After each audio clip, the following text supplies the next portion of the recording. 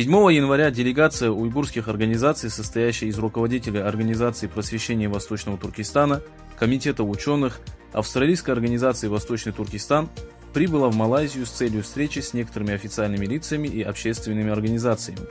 В интервью малайзийского канала ТВ3 глава австралийской организации Восточный Туркестан Абдусалам Алим подробно описал нынешнюю ситуацию Восточного Туркестана.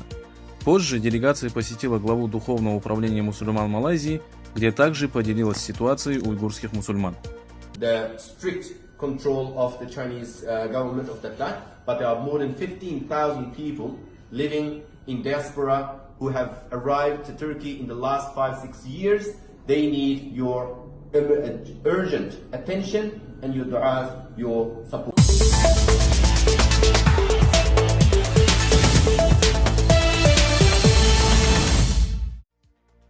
Часть управления уйгурской автономией перейдет к Китайской народной армии.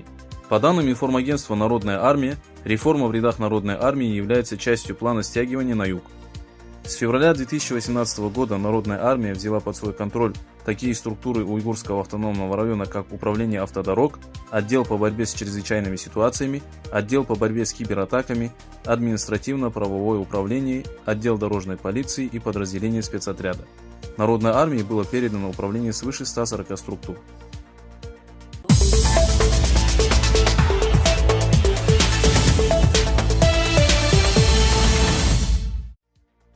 В пекинской начальной школе номер 1 при институте Шуанву работник школы ранил ножом свыше 20 учеников.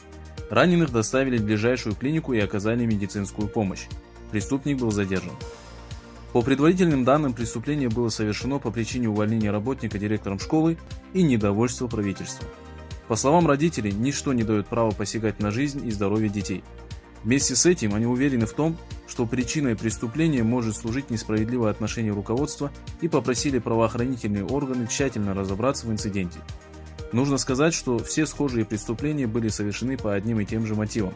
Это социальная несправедливость и недовольство политикой властей. И ничто не гарантирует, что подобные преступления не повторятся.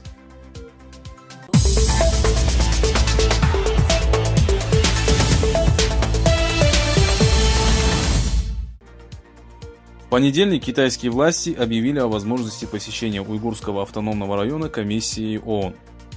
В декабре прошлого года комиссар ООН по правам человека выразил о своей обеспокоенности в связи с поступающей информацией о лагерях политического перевоспитания.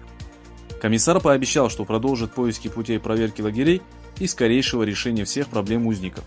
На пресс-конференции, прошедшей в понедельник, секретарь Министерства иностранных дел Китая Лу Гань ответил на вопросы журналистов о вероятности проверки лагерей со стороны специалистов ООН.